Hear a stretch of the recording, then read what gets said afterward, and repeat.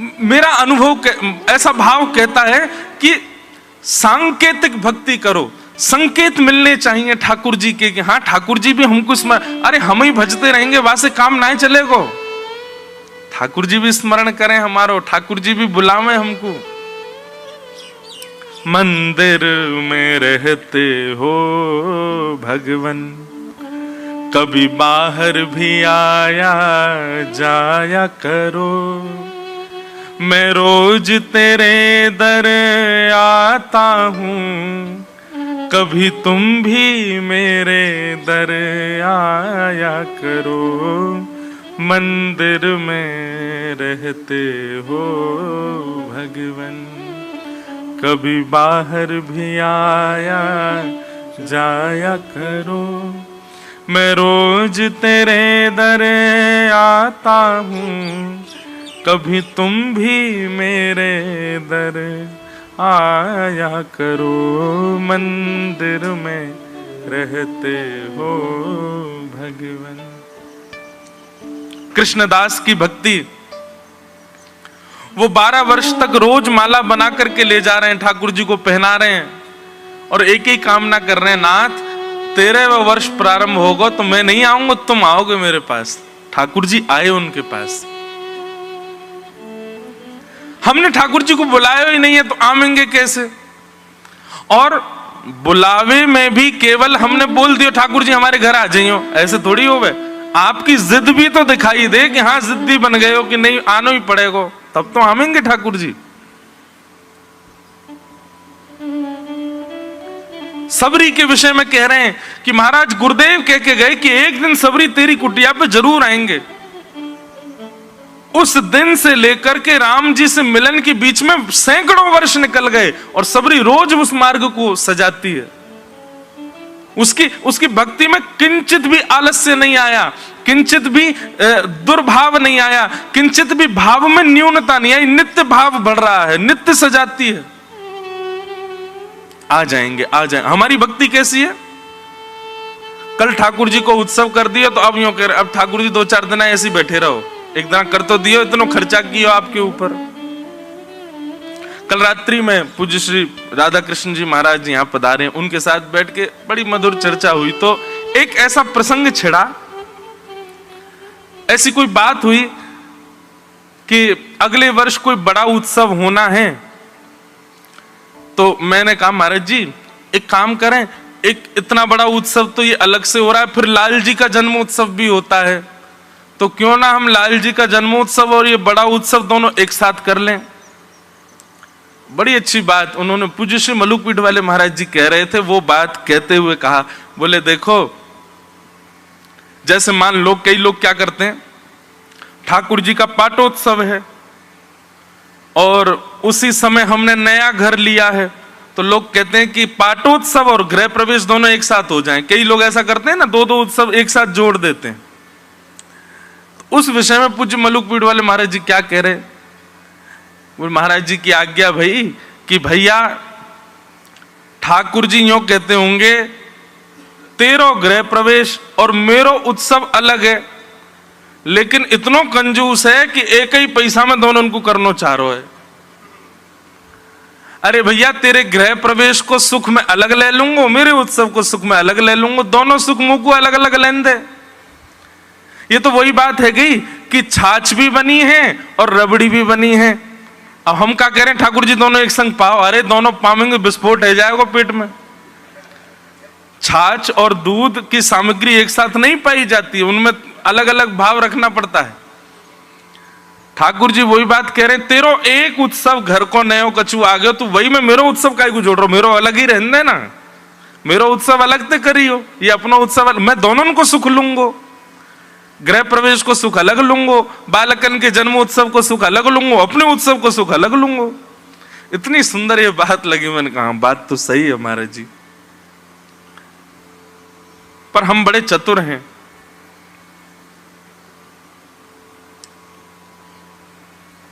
घर में कोई उत्सव हो तो फिर माताएं बहनें ऐसा विचार करती हैं, कोई उत्सव रह गया हो वो भी इसमें ही कर लो, एक बार में पैसा खर्च हो जाए। पर ठाकुर जी के उत्सव में कभी मत करो, अपने घर की चीजें एक एक साथ कर लो, 3 बालकों का जन्मदिन एक साथ मना दो, बच्चे कपड़े फाड़ देंगे आपके। मेरा दिसंबर में जन्मदिन, मेरा अगस्त में, मेरा जनवरी में, पिताजी एक ही बार में सब मनवा रहे हो, तो ठाकुर जी के साथ ऐसा क्यों कर रहे हो भैया? बालक तो कपड़ा फाड़ेंगे, ठाकुर जी तो पूरा जीवन देख लेंगे। अच्छा बेटा रुक जा, मैं करूं, एक साथ ही सब मैं भी कर दूं। तो सुख की बात, वृंदावन को भजो, हेरे मेरो वृंदावन सुख धाम, प्रिया लाल को लाढ़ लढ़ावत, सब विधि पूर्ण काम, हेरी मेरो वृंदावन सुख धाम। आज वृंदावन के स्मरण के साथ कथा विश्राम दिवस में प्रवेश कर रही है। नवयोगेश्वर संवाद हम लोग लेकर के यहां चल रहे हैं। नवयोगेश्वर संवाद है तो बहुत विस्तृत, अब पता नहीं क्यों यहां आते ही प्रथम दिन वही भाव छिड़ गया। भाव तो युगल गीत का भी रखा था, पर शायद वातावरण और यहां का जो वैराग्य भाव है उसके कारण ये प्रकट हुआ। तो नवयोगेश्वर संवाद में राजा निमि जो प्रश्न कर रहे हैं, उन्हीं प्रश्नों के उत्तर में हम लोग भक्ति भाव का अनुभव कर रहे हैं। तो आइए आगे के प्रसंग में जितना संभव हो सके थोड़ा प्रवेश करें, फिर आज कथा सत्र को विराम देंगे। बोलो वृंदावन बिहारी लाल की जय। तो राजा निमि ने प्रश्न किया कि भगवान, माया से बचने का साधन क्या है? और कल के सत्र में कथा में हमने माया से बचने के 2 उपाय बताए थे। पहला उपाय तो बताया था कि तस्मात् गुरुम प्रपद्येत, गुरु की शरणागति ले लो। गुरु कैसा होना चाहिए? बोले शाब्दे च निष्णातम परम परे च निष्णातम, शब्द ब्रह्म में भी निष्णात हो, पर ब्रह्म की सेवा में भी श्रेष्ठ हो। और तीसरा गुण गुरु का बताया था, व्यवहार प्रपंच से परे हो। व्यवहार प्रपंच का मतलब बंधुओं इसको कहते हैं राग द्वेष। ये 2 चीज हमारे अंदर बहुत भयानक रूप से रहती हैं। एक बार एक गांव में एक नया कुआं बना था, बहुत ध्यान से सुनो। तो गांव के पंच ने कहा कि भैया इस कुआं का उद्घाटन किसी संत के द्वारा करेंगे, कोई संत आकर के इसका जल पान करे या उससे स्नान करे, उससे कुआं का उद्घाटन होगा। एक संत का गांव में आगमन हुआ। सब गांव के लोगों ने कहा हमारे यहां नया कुआं बना है, भगवान आप उसमें या तो स्नान कर लीजिए या उसके जल का पान कर लीजिए।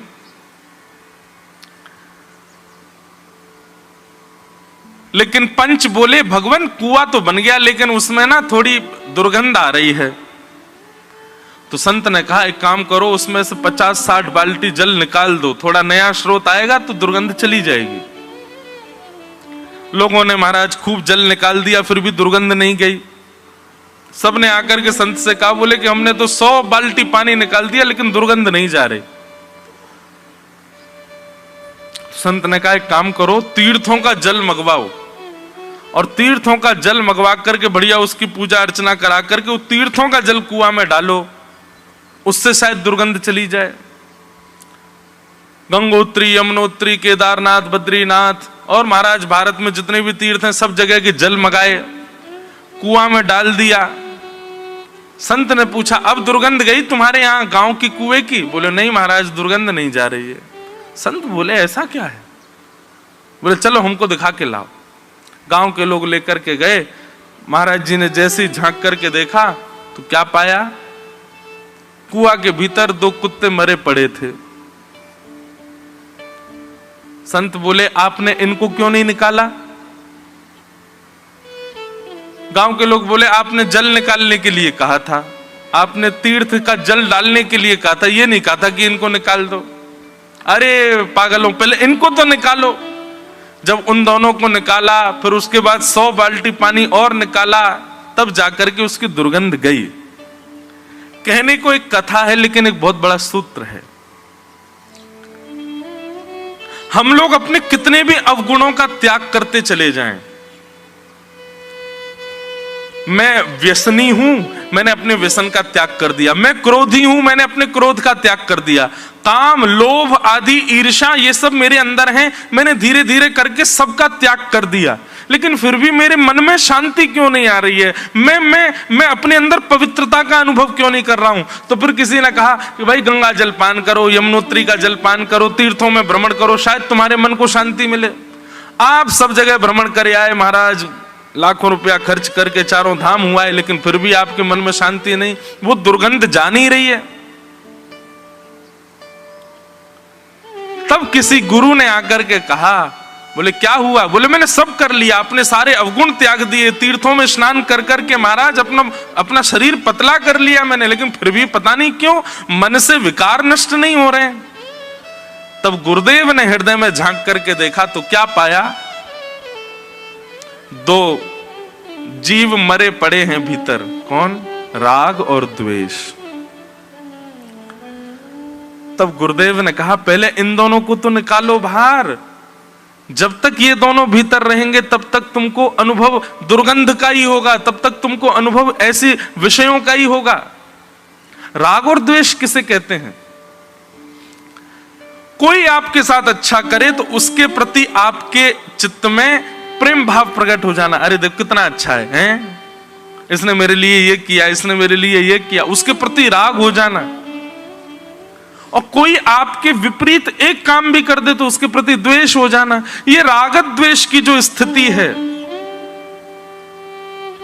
वैष्णव के अंदर, ये शून्य हो जाती है। कोई कितना भी अच्छा करे वो तब भी सम रहता है। इसको ऐशान फरामोश नहीं कहते। लोग बाग कह देते हैं ना, ओ हमने इसके लिए देखो कितना किया, और ये देखो बदले में ऐसा भी नहीं कि कम से कम ये तो, और क्या बोलते हैं इसको, कि कोई अच्छा करे और फिर बदले में वो चाहते हैं कि ये भी हमारा ऋण समझे कि हमने इसके साथ में, उसको क्या बोलते पता नहीं है, क्या बोलते हैं?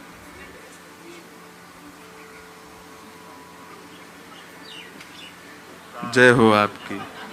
गलती कर दी पूछ के। एक बार यही बालक था, है? मैंने पूछी प्रेमियों को क्या कहते, बोला लव वर्ड्स।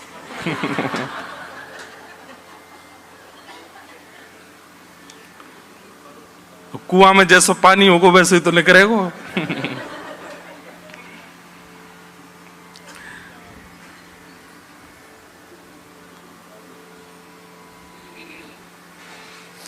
अब जो भी कहते हैं सब समझ तो गए ना कि कोई अच्छा करे और फिर बदले में हम उसको जो है तब भी समझ रहे हैं, तो फिर अंदर अंदर एक बात आती है कि अच्छा हमने इसके लिए इतना किया और फिर भी देखो कैसा मुंह उठाए घूम रहा है, एक बार भी हमारी ओर देखता नहीं है। मानिना, एक प्रकार से इसको कहते हैं मानिना। आपने मान के लिए किया था क्या? मानिना। तो राग द्वेष जो होते हैं इनसे शून्य हो जाता है वैष्णव। कोई बहुत भला करे उसके प्रति भी सम ही रहेगा वो। हां, आपने किसी से कहा है कि मेरा भला करो, तो फिर आपको उसके बदले उसको जो है थोड़ा सम्मान देना पड़ेगा, उसके बदले आपको। लेकिन आपने किसी से कुछ कहा नहीं है फिर भी कोई आपका भला कर रहा है, तो ऐसी स्थिति में आपको सम रहना है। आपको समझ, उसके प्रति ज्यादा आसक्ति मत कर लेना, उसके प्रति ज्यादा राग मत कर लेना। बंधन के दो मुख्य कारण हैं, राग और द्वेष। बच्चों के प्रति होता है, बेटा कितना भी गलत करे माता पिता फिर भी ये सोचते हैं तो हमारा बेटा ही, ये राग है।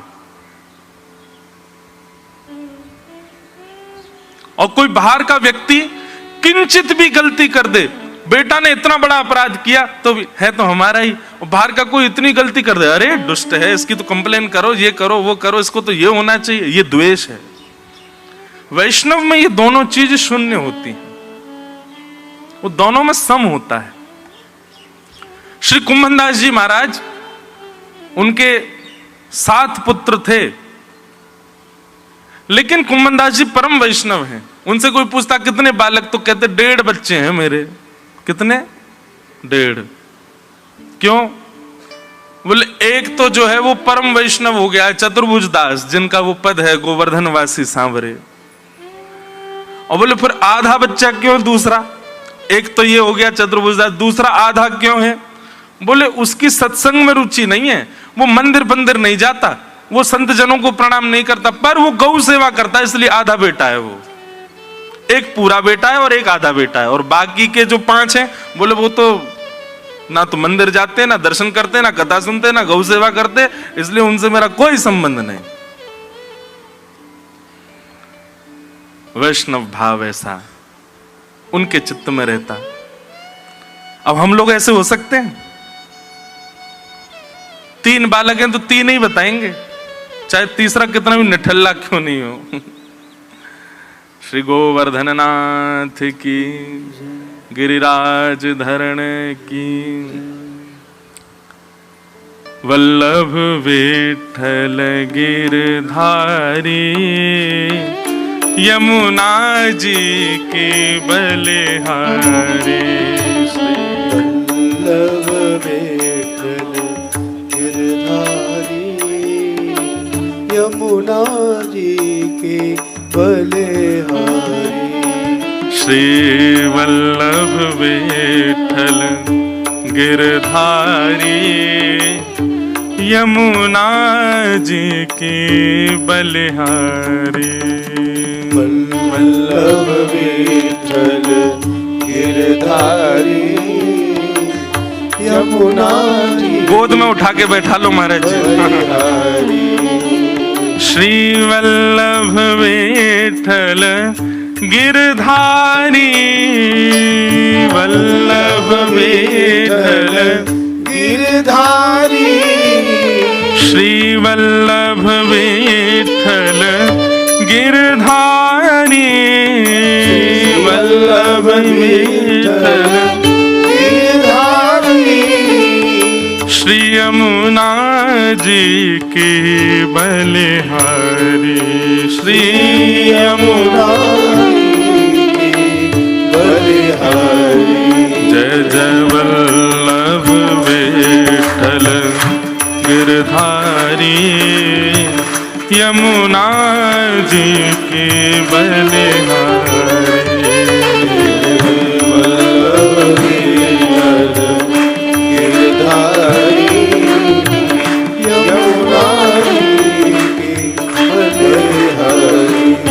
श्री वल्लभ विठ्ठल गिरधारी, यमुना जी की बलिहारी। वल्लभ विठ्ठल गिरधारी, यमुना जी की बलिहारी। श्री गोवर्धन नाथ की, गिरिराज धरण की, प्यारे गिरधर लाल की, श्री राधा गोपाल प्रभु की। परमानंद अभी आपका स्मरण कर ही रहे थे महाराज जी कथा में। वो जो रात में चर्चा हुई ना कि ठाकुर जी का उत्सव, और फिर हम लोग क्या करते हैं संघ में कोई घर के उत्सव हो तो हम सोचते हैं ज्यादा पैसा क्यों खर्च हो, एक साथ दोनों कर दें। तो फिर वो जो चर्चा अपनी हुई उसी पे ही अभी चर्चा कर रहे थे। महाराज जी से रात में बात हुई तो हमने कि आप महाराज जी सुबह काय को पधारो, पर मुझे तो रात भर से ही पता था महाराज जी आएंगे। और देखो हमारे जो कथा के निमित्त मात्र आयोजक वो यहाँ पे माला धर गए, महाराज जी राधा कृष्ण महाराज जी आएंगे उनको पहना दीजिएगा। मैंने कि वो तो मना कर रहे थे कि अब रात्रि मिलन हो गया। मैंने ही मना किया कि अब आप काय को सुबह श्रमित हो, पर आपका दुपट्टा पिंक और माला नीली, इसका मतलब ठाकुर जी को भी पता था आप आओगे, वो पहले से ही योजना बन गई थी। ये मिलन तभी हुआ।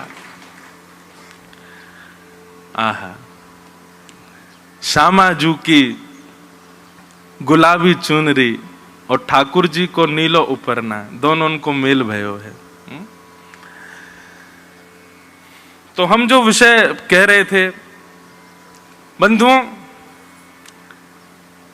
वैष्णव लक्षण बहुत सारे हैं, लंबी लंबी लिस्ट बन रही है कथा में। अगर आप प्रथम दिन से ही लिखते जाओ तो इतने सारे लक्षण हैं, ये सब वैष्णवों के गुण होने चाहिए। पर इनका मुकुटमणि गुण क्या होना चाहिए? सबसे पहला गुण वैष्णव के अंदर क्या होना चाहिए? तजोरे मन हरि विमुखन को संग। जो ठाकुर जी से विमुख है ना, वो चाहे अपने कितने भी सगे क्यों ना हो, उनको हृदय में स्थान नहीं देना है। तन से आप बाध्य हैं उनके साथ रहने के लिए, आप त्याग नहीं कर सकते उनका। पर हम मानव नाटक करना बहुत अच्छा जानते हैं। अच्छे से रहो, खूब प्रेम दिखाओ। कई बार हम इतने स्वार्थी जीव हैं, अपने स्वार्थ के लिए हम प्रेम का नाटक कर देते हैं। हम ठाकुर जी के लिए ऐसा नहीं कर सकते कि भाई जो हरि विमुख घर सदस्य है उसके साथ केवल व्यवहार मात्र रखो ना, नाटक करो कि हाँ ठीक है ये हमारे चाचा जी हैं, बढ़िया प्रेम से पैर छुओ, खूब मिलो जुलो, लेकिन हृदय में स्थान मत दो ना। और दूसरी बात, जो हरि विमुख जीव है वो चाहे कितना भी अपना क्यों ना हो, वो मेरा नहीं है, ये दृढ़ता पूर्वक स्वीकार करने की क्षमता रखो। जैसे श्री कुंभन दास जी रखते हैं, पुत्र साथ हैं पर बताते 1.5 ही हैं, यही मेरे बालक हैं, जो हरि के हैं वो मेरे हैं। हम क्या सोचते हैं, जिनको हमने पाल पोस के बड़ा किया, जिनको हमने इतना खिलाया पिलाया, इतना सब कुछ, ये हमारे क्यों नहीं है? हमने इतना इन्वेस्टमेंट किया। हम इन्वेस्टमेंट के ऊपर अपना संबंध देखते हैं। पर वैष्णव क्या देखता है? हमारा वो है जो ठाकुर जी का है, और जो ठाकुर जी का नहीं है हमारा उससे कोई संबंध नहीं। श्रीमद् भागवत में कहते हैं, गुरुर न शस्यात् स्वजनो न शस्यात् दैवम न तस्यात् जननी न शस्यात्। सबको छोड़ो जो हरि विमुख हो। अरे कहां तक कहें, जिन गुरु की महिमा के लिए इतने ग्रंथ वर्णित कर दिए गए, जिन गुरु की महिमा के लिए आज तक व्यास मंच से इतने प्रवचन किए जाते हैं, उन गुरु का नाम सबसे पहले लिया, गुरु न शस्यात्। जो गुरु अपनी प्राप्ति तक आपको सीमित रखे, श्यामा श्याम के प्रति आपको ना मोड़ रहा हो, ठाकुर जी की भक्ति में आपको ना प्रस्तुत कर रहा हो, उस गुरु का भी त्याग करो। जो केवल अपनी भक्ति तक आपको सीमित रख रहा हो, उस गुरु का नाम सबसे पहले लिया, गुरुर न शस्यात्। और फिर जिन देवी देवताओं के मंदिर में लंबी लंबी कतार लगा के हम खड़े रहते, उन देवताओं का भी नाम लिया, देवम न तस्यात्। जो देव केवल अपनी पूजा तक आपको सीमित रखते हैं, अपनी सेवा तक आपको सीमित रखते हैं, परम ब्रह्म की शरणागति में आपके बाधा बन रहे हैं, उन देवों का भी त्याग करो। ब्रजवासियों ने त्याग किया इंद्र का।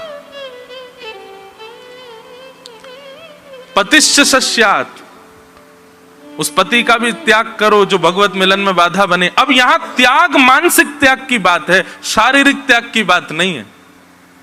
मन से छोड़ो। तजोरे तन हरि विमुखन को संग, सूरदास जी नहीं कह रहे हैं, तजोरे मन हरि विमुखन को संग। तन से तो आप अगर छोड़ देंगे तो इतनी बड़ी सत्ता, इतनी बड़ी योग्यता अभी हमारी नहीं हुई कि हम तन से छोड़ दें।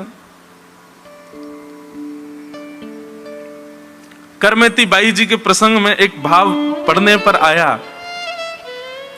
कि जब वे वृंदावन चली आई सब छोड़ छाड़ करके, तो उनके पिताजी आए और पिताजी ने आकर के बाई जी से कहा कि तुमने एक बार भी हमारी इज्जत का ध्यान नहीं रखा, सब छोड़ छाड़ करके तुम चली आई वृंदावन। लोगों ने मेरी नाक का तो सवाल रखती, मेरी नाक की तो थोड़ी मर्यादा रखती, ये तो देखती कि मेरे पिता की नाक ना कटे। करमेती बाई का उत्तर तो थोड़ा कड़वा है लेकिन बहुत सुंदर है। वो कहती हैं, पिताजी नाक उसकी कटती है जिसकी होती है, और नाक उसी की होती है जो श्री कृष्ण के होते हैं। आप संसार को अपना माने बैठे हैं, आपकी तो नाक ही नहीं है तो कटेगी क्या? हाँ, इस संसार में आकर के और ठाकुर जी को नहीं पा पाए, इस संसार प्रपंच में रह करके भी भगवत भक्ति भाव चित्त में धारण नहीं कर पाए, तो समझेंगे पिताजी हमारी नाक कट गई। लेकिन संसार में आकर के भी, इतने विषयों के बीच में रह करके भी हमने ठाकुर जी को नहीं भूला, तो समझो हमारी नाक अभी भी सलामत है, वो भी कटी नहीं है।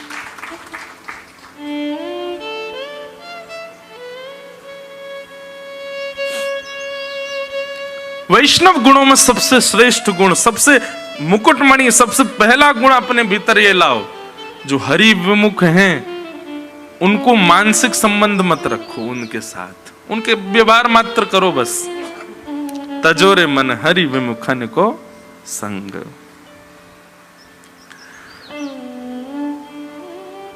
तो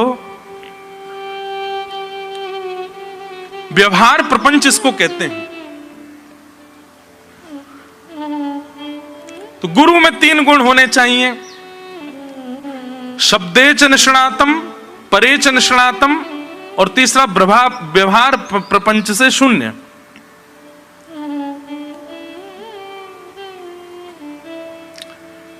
इसके अलावा शिष्यों में 5 गुण होने चाहिए, गुरु में 3 गुण हो और शिष्य में 5 लक्षण हो। वो 5 लक्षण हमने कल गलती से 6 बोल दिए थे, तो एक मैया मां के बोली मारे 6वां नहीं बताया आपने। मैंने कहा नहीं, 5 ही लक्षण हैं। कौन कौन से? सबसे पहला श्रद्धा, गुरु के वचन अतल कर मानो, साधु समागम कीजे, मन रे कृष्ण नाम कह लीजिए। सबसे पहला शिष्य में लक्षण हो श्रद्धा। दूसरा लक्षण हो अन्यस्य दोष गुण चिंतन माशु मुक्त्वा, दूसरे में दोष गुण देखने की भावना खत्म हो।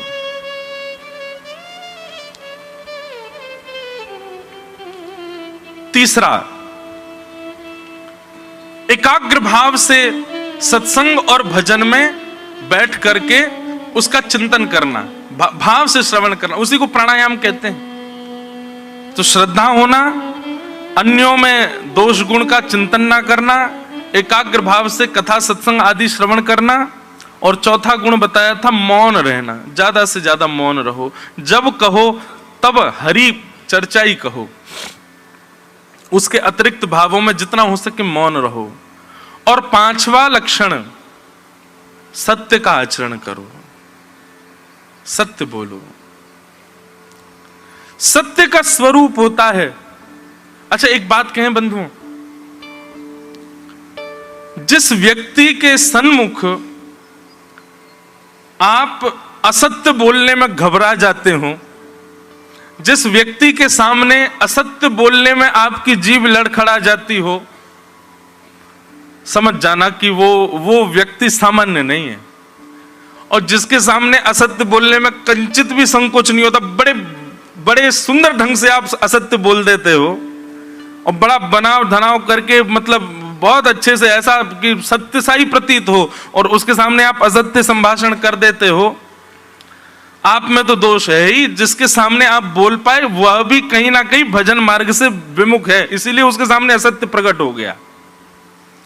लेकिन जिसके सामने असत्य बोलने में शब्द लड़खड़ा रहे हो, मन में घबराहट हो रही हो, जीभ सोच रही हो कैसे बोलूं कैसे बोलूं, समझ जाना आप तो खैर भजन मार्ग से विमुख हुई, लेकिन सामने वाला जो है ना, ये भजनानंदी है, इसीलिए इसके सामने असत्य प्रकट नहीं हो रहा है।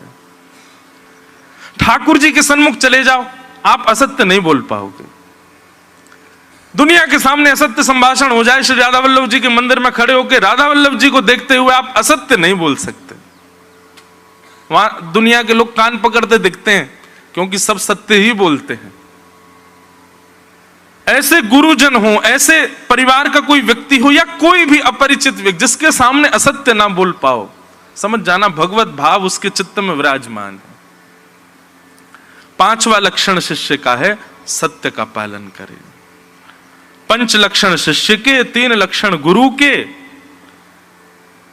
यह माया से विमुख होने के साधन है, माया से बचने के साधन है।